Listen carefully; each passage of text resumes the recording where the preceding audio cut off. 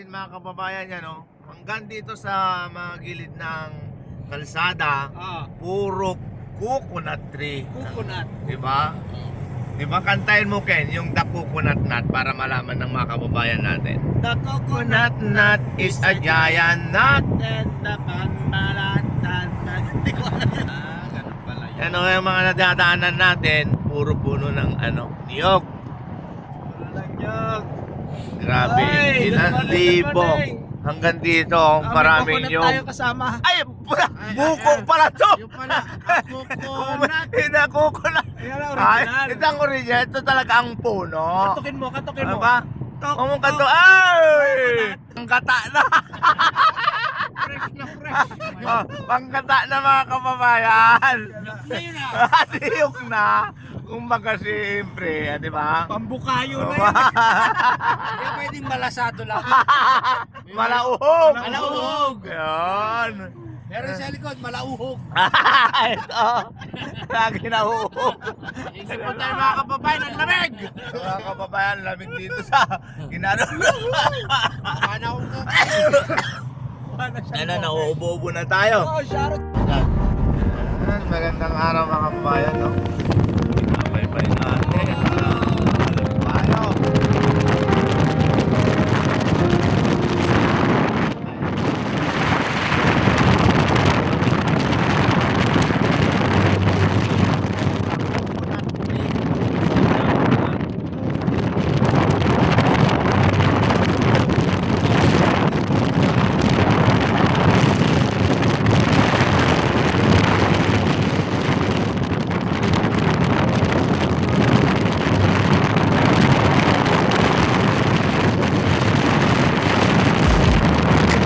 Sa inyo lahat, mga Si kababayan, Mahabog, oh, dito Mahabog, sa- Mahabog. Ano na ba Diba? itong lugar? Ano, Gandara. Gandara. Gandara. Yan, yung parcel mo na ni Ansing. Ang tagal. Wala na yan, sir. Dadali na namin yung baboy mo dito. Ito. Mga kababayan, no? Binabaybay po natin ang bayan lungsod ng Gandara. Pinagmamalaki dito sa siyudad ng Samar na kung makikita nyo po rito yung kanilang arko, Gandara yung ano nila. Tapos tuloy po lahat kayo dito kasi bayan ito ng magaganda, di ba? Doon pa lang sa ano yung arko nila, kung mababasa yung Gandara. Ibig sabihin, magaganda rito, di ba? Mga nakatira dito. Eh, ang tanong mga kababayan, siyempre pag magaganda, makapupogi din. Pwede kaya ito? Yan. May pogi din, kaso hindi niya bagay. Yan, ha? Hindi nga lang bagay. Pogi naman. Ano, puro puno ng niyog. Kahit sa highway, puro puno yung matatanaw natin. Grabe kahaba dito ng niyugan. Wala ka ng madadaanan na walang puno ng niyog kahit sa gilid ng kalsada.